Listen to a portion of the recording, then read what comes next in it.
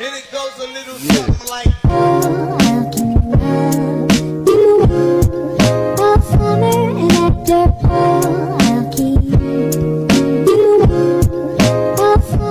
ketimpangan global, sumber daya ekonomi antara negara maju dan negara berkembang.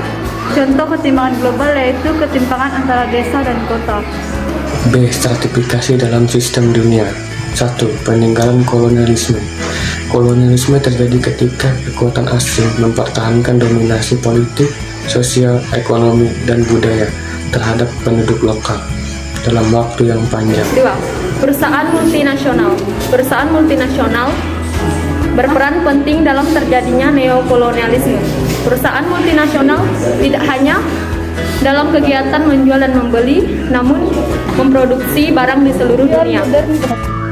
Menurut teori modernisasi dengan pendekatan fungsionalis, modernisasi dan pembangunan akan meningkatkan kehidupan orang di negara berkembang secara perlahan. Pembangunan di negara berkembang akan dibantu inovasi yang berasal dari negara industri. Ketimpangan pendapatan dapat diartikan masalah perbedaan pendapatan antara golongan kaya dan golongan miskin. Contoh, orang yang berpendapatan rendah tentu akan tampak kesenjangan melalui dari cara memenuhi kebutuhan sehari-hari, kesehatan, hingga gaya hidup dan tempat tinggal. Ketimpangan gender ialah kondisi di mana terdapat ketidaksetaraan antara laki-laki dan perempuan. Contohnya, banyak orang yang menganggap bahwa hanya laki-laki yang dapat bekerja dan perempuan hanya dapat menjadi ibu rumah tangga. Sosial dan ekonomi semakin memburuk mempengaruhi kesehatan dan hidup. Contoh lain dari ketimpangan kesehatan yaitu ketimpangan. Yang keempat yaitu tentang ketimpangan pendidikan. Ketimpangan pendidikan yaitu kondisi ketidakmerataan lulusan pendidikan dari suatu penduduk di suatu daerah.